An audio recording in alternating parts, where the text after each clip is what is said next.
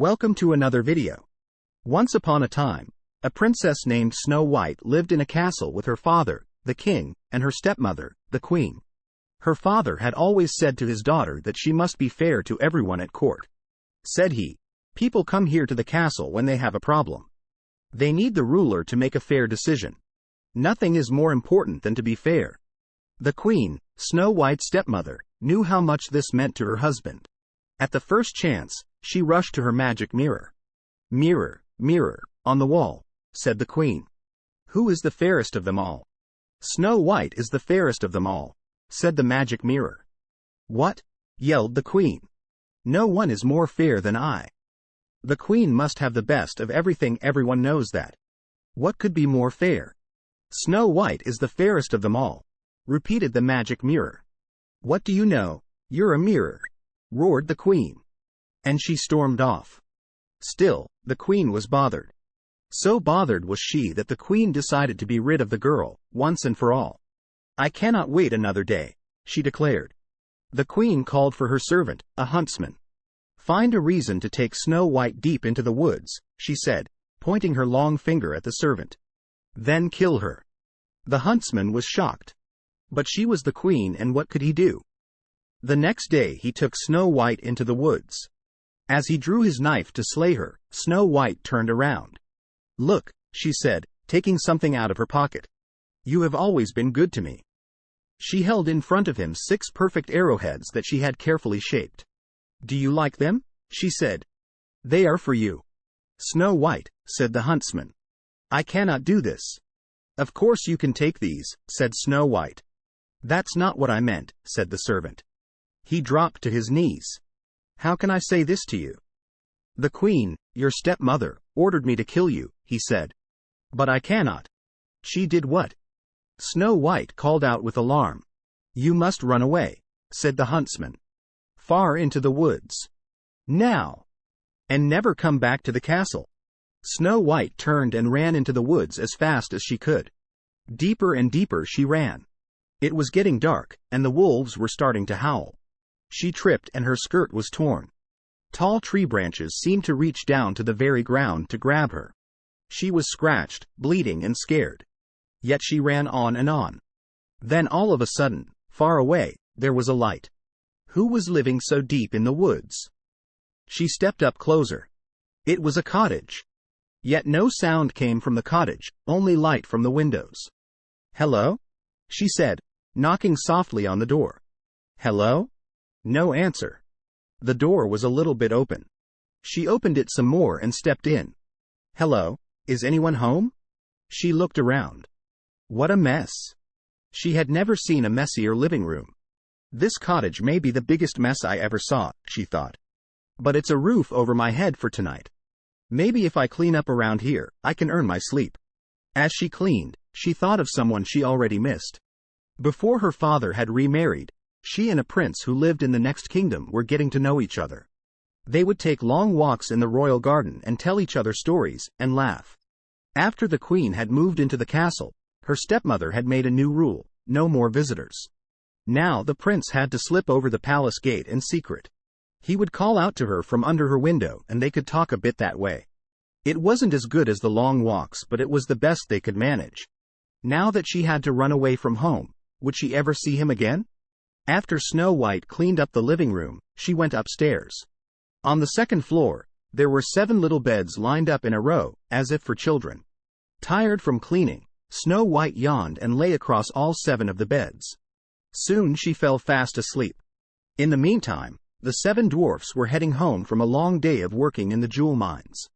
When they opened the door, you can imagine their surprise when they saw their cottage all cleaned up.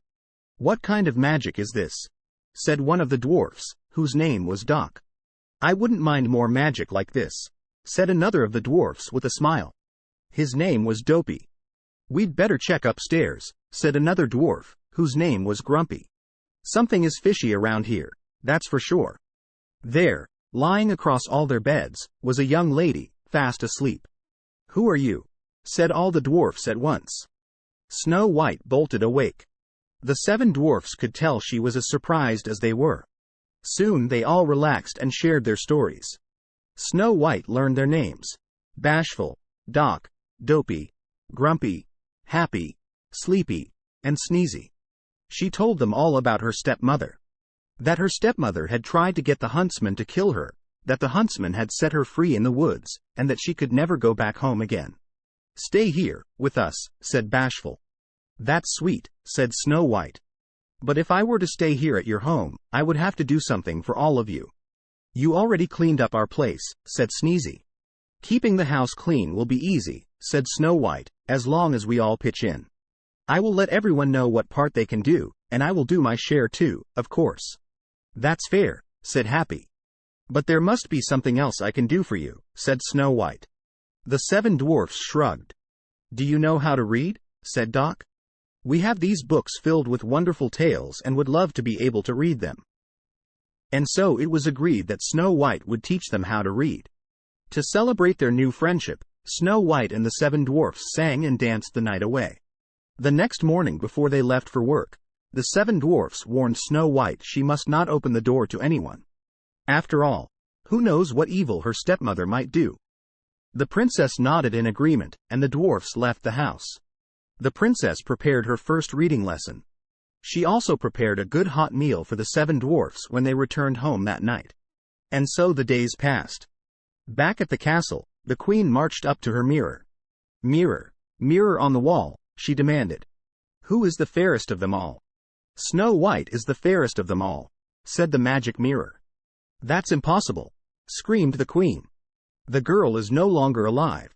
"Snow White lives," said the magic mirror.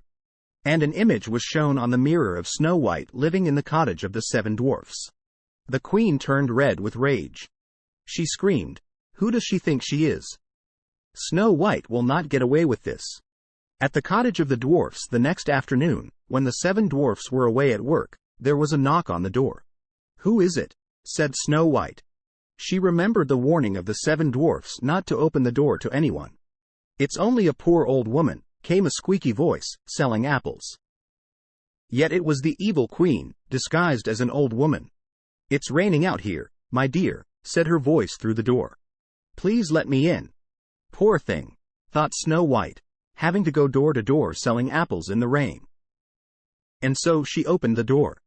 "Take a look at this big red apple," said the old woman, who, as you know by now, was really the queen in disguise. She held the red apple close to Snow White's face. "Lovely, my dear, isn't it? I would like very much to buy your apple," said Snow White. "But I have no money." "That fine comb in your hair will make a good trade," said the old woman. "Well, all right then," said Snow White. She took the comb out of her hair and gave it to the old woman, who then gave her the apple. Snow White took a big bite. Alas, the fruit was poisoned. At once, Snow White fell to the ground in a deep sleep. "Yes!" shouted the queen, pumping the air with her fists. Just then the door flew open. In marched the seven dwarfs, home from the day's work.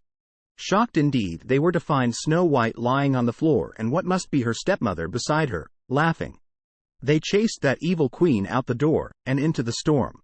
Up to the very top of a mountain they chased her. All of a sudden, lightning hit the mountain. The queen fell, and she was never seen again. But there was nothing to help poor Snow White. She stayed absolutely still in her deep sleep. The seven dwarfs gently lifted her into a glass coffin. Day and night they kept watch over her. One day, the prince happened to pass through. Ever since he had learned that Snow White was missing at the castle, he was searching for her, far and wide. Now he had finally found her, but in such a state. The prince pulled open the glass coffin. Her face seemed so fresh, even in that deep sleep. He gently took one of Snow White's hands in his own and kissed it. At once, Snow White's eyes opened. With love's first kiss, the evil queen's spell was forever gone. Now nothing stood in the way for Snow White and the prince to be together forever. They returned to the prince's kingdom and lived happily ever after.